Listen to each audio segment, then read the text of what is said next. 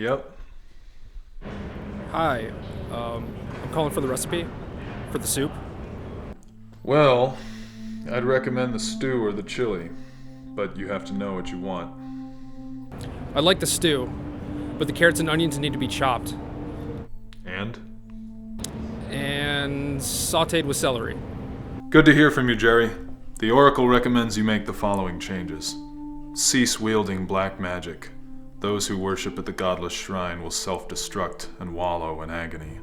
Instead, embrace the fire that burns in your heart. But add to it 4 root-bound crags, 4 stomping grounds, and 2 rampagers of the Gore clan. Subtract 1 flint hoof boar, 2 flint hoof boars, and add to 3 burning tree emissaries. You'll also need 4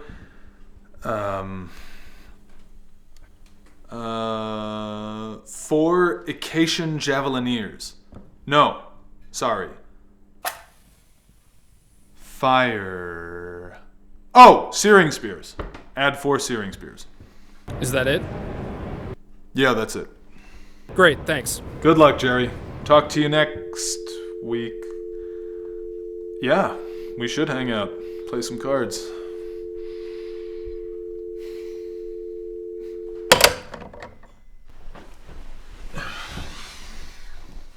So what did you give him?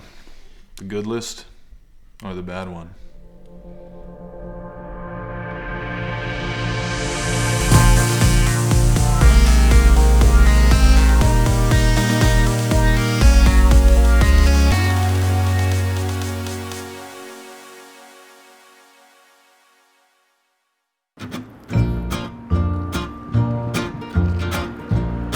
You need the healer because it blocks their 3/3s and 2/2s like Ash, Sheila. Stronger novel. Yeah. Plus you can play that, play practice, attack. Even if you have time to cast this, it doesn't give you enough Doesn't do time. anything. Like it's, you Just gain does 0.5 a turn. 3.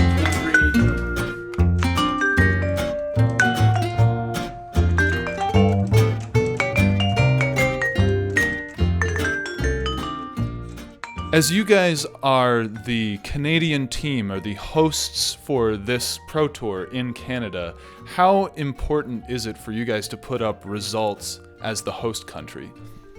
Really important. We really gotta win important. this one for Canada. Yeah.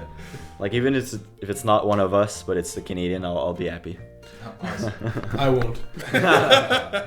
Here in the testing house, what does a day in the life of Team Mana Deprived look like? I'll get you the schedule. You made a schedule. This is what it looks like. So, Pascal, you made this schedule very organized. On the spectrum from hippie commune to prison camp, you think that prison camp is a far more effective model? It is, yeah. I'm very strict. Seems like you guys like Coca-Cola, Arizona iced tea, and frozen pizza. What? Pascal runs a tight schedule. There's no time for cooking. Just to Yeah. put that in the microwave, get it out, get back to testing. Yeah, we've actually went to get groceries like on Monday, and I would say like a quarter of it was salads and stuff, and it's still in the fridge. And the Suching this morning was like, "There's nothing left. We have to order pizza."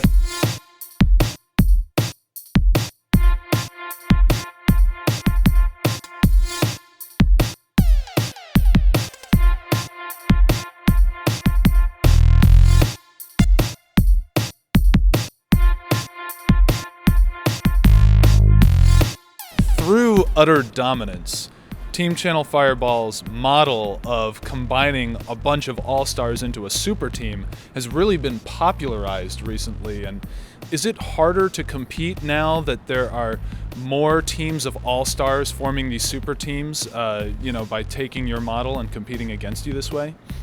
Yeah, well, it doesn't really work against us, but it's a brilliant idea. So now that other people are doing it too, they're getting in good testing and they're putting up better results. And obviously, that makes it harder on us to win. You've known these guys for a long time, but you're a new addition to the team. So What is it like for you to come on board with Channel Fireball for this Pro Tour? It's both cool and different. Like normally, I would just be working with my friends that are qualified, and a lot of those people are like looking to me for advice. And now I'm like definitely lower on the rungs of the ladder than I was before. So now I'm just kind of like taking a back seat and like also learning from these people rather than teaching.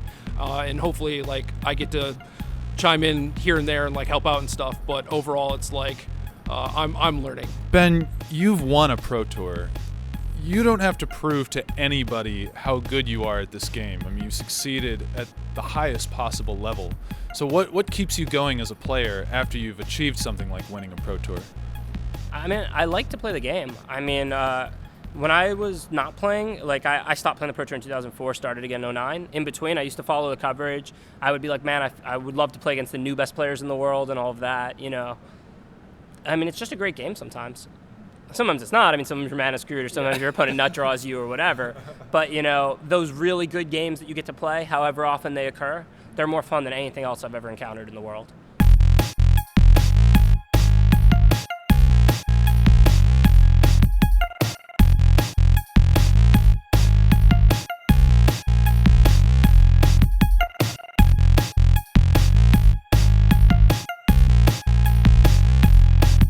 I'm here with Jeff. Jeff, this is your first Pro Tour. So what is it like to come to your first Pro Tour? It's pretty amazing, I have to say. Like, just the experience, the playing with the best players in Magic, you know, playing for a lot of money for once. You know, people who, you know, they think you play just a children's card game, and then sometimes you actually can make quite a bit of money. Who knows? Have you always dreamed of playing on the Pro Tour, or is this just a fun diversion from an otherwise normal life? I would actually say that I did have a dream to go to the Pro Tour, to make it at least once and see what it's like and have a chance at winning, you know, the golden ticket. It's quite thing. It's something I can check off the bucket list, definitely. Now, one thing that happens at these Pro Tours is that these All-Stars and Hall of Famers and Platinum-level pros, they form these huge super teams. I mean, do you think that gives them an advantage over guys like you who just won a qualifier tournament? It does, in that they share information and they're the best players, so they can already test a lot better than most other people. They can already get ahead. So yeah, I do think they have some advantages, yes.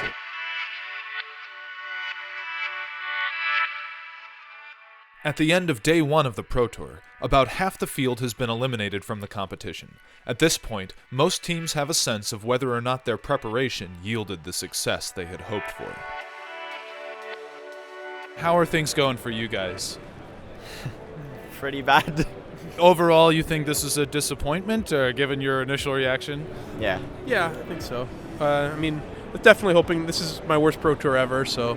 Is there anything that you learned personally that you can take away from this Pro Tour? I don't really know. Like, I haven't figured what we did wrong yet. I think for me, the main thing is I spent too much time preparing, not enough time sleeping. Just like if you have an exam and you cram the whole night, you know, it's often better to just get some sleep. So, Gerry and Ben, how are things going so far in this Pro Tour? Definitely for us, pretty good, I think. 8-1. That's a really, really good record. Hope to keep drawing well. Yeah, same.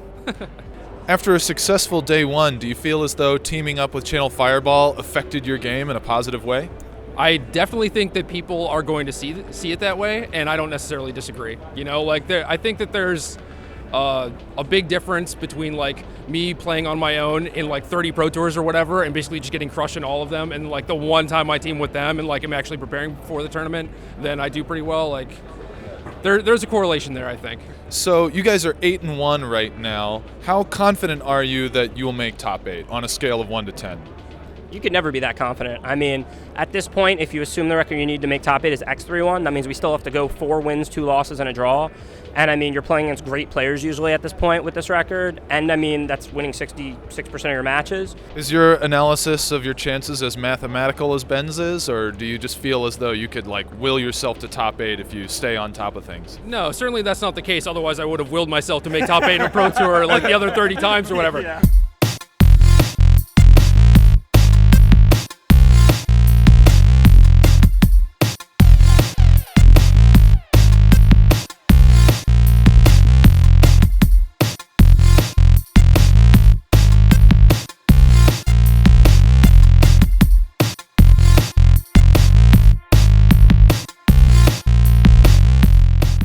As Saturday comes to a close, all but the top 8 players have been eliminated. For those who didn't make the cut, seeing a teammate survive to top 8 is cause to celebrate. In his 33rd Pro Tour, Gerry Thompson ended his reign as the most accomplished player in the game without reaching the Sunday stage, though perhaps no one had more reason to celebrate than the teammates, fans, and supporters of Melissa DeTora, who made Pro Tour history by becoming the first woman ever to make the top 8. As the first woman to make top 8 of a Pro Tour, you're a big part of Magic history now. I mean, has that fully sunk in yet? Not yet, but I think it's going to pretty soon. Yeah, it's just amazing. It's awesome. Is it difficult being a woman in an otherwise heavily male scene of competitive Magic? It used to be years ago, but it's a lot different now, like, for a lot of reasons. One, I have so much experience playing Magic. Like, I've been playing for, 13 years or whatever, and I've very experienced on the Pro Tour. For me, it's just, playing against anyone else. It doesn't matter, gender or anything. Do you put a lot of pressure on yourself to perform when you play, or, is it just a fun game that you do as a diversion from an otherwise normal life? No, I definitely put a lot of pressure on myself to do well. It's not really, only fun for me.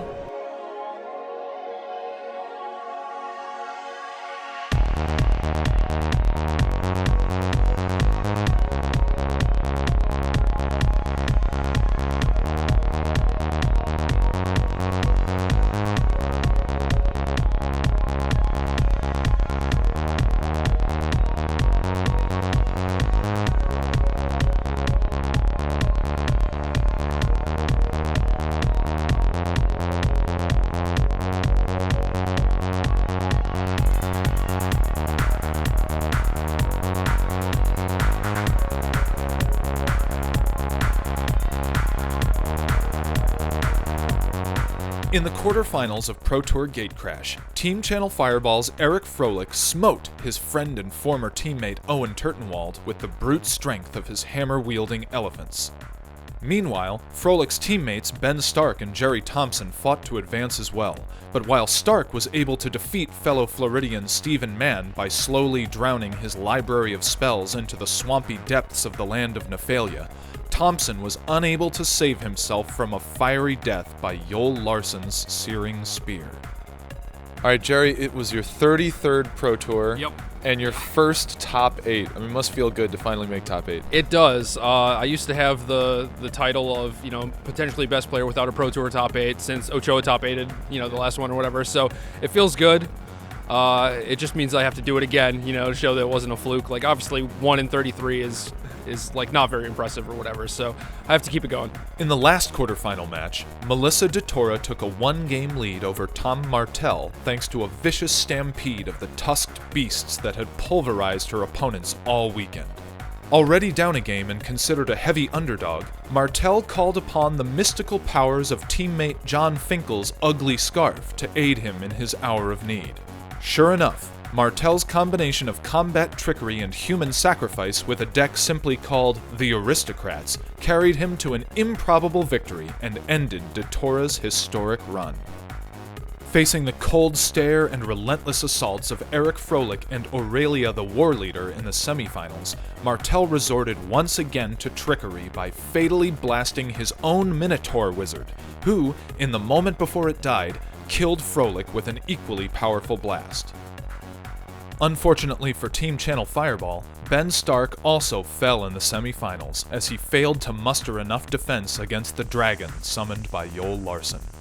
So Ben, an amazing run, but you fell in the semifinals.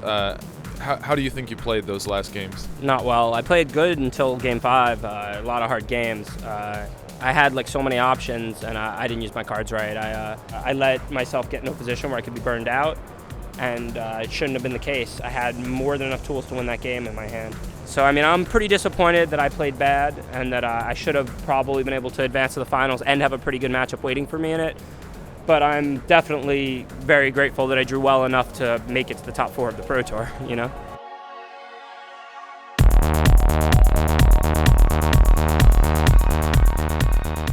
And so the finals would pit Team Star City Games' Tom Martell against the well-coiffed Swedish heartthrob Joel Larsson. In Game 1, Larson committed a blasphemous act by killing every creature on the battlefield, including his own. And before Martell's second army could do much damage, Larson lethally struck him by throwing this necklace at him. But in Game 2, Martell bled Larson dry with the extortionary tithes of Obsidian, the ghost council of the corrupt Church of Orzhov. In Game 3, he continued to indulge the excess of aristocracy by sacrificing this poor guy to the appetite of his decadent vampire. And when those vampires appeared in multiple in Game 4, Joel Larson had no choice but to extend his hand and congratulate Tom Martell, the champion of Pro Tour Gatecrash. Alright, Tom, you have been playing Magic for a long time in life. This is your first Pro Tour win. How's it feel? This feels incredible. This feels better than surviving Thragtusks. So, yeah, it feels great. So, you won playing a very original deck that was created by Mr. Sam Black here. How great is it to have a guy like Sam on the team to give you something spicy to rip through a tournament with? It's unbelievable. You can't compete with having... I can't build decks. Now, I knew I wanted to play Falkreath Aristocrat and Boros Reckoner, and then that's only 8 cards. You need 52 more. I'm not good at the rest of them. But yeah, I mean, it's so important to have like an inventive, creative deck builder on the team who can really just churn things out and get you out in front of the field. You tend to say the glass is a quarter empty, that maybe you're a pessimist at times. Is that true? It definitely can happen. It's a tendency I have that I've actually worked pretty hard to overcome, or to not, because it's a terrible outlook for life.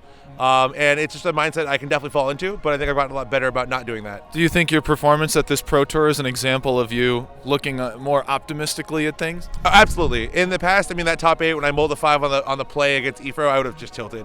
I mean, I've been so frustrated that the universe was being unfair, and of course this happens in the most important match I've ever played. But instead, I was very fine with what happened. If I lost, I lost, and I had a great tournament regardless.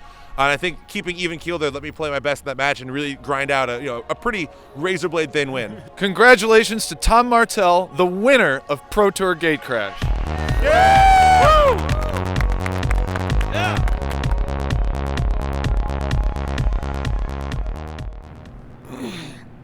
You good, Nate? I don't know.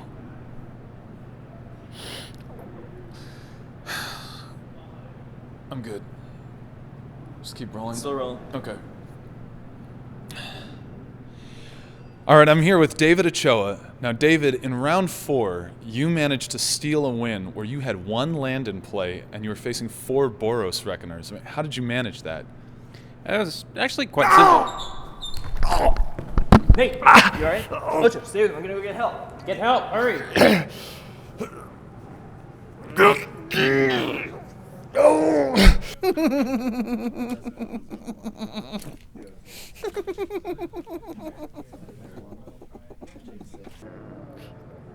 Rose water.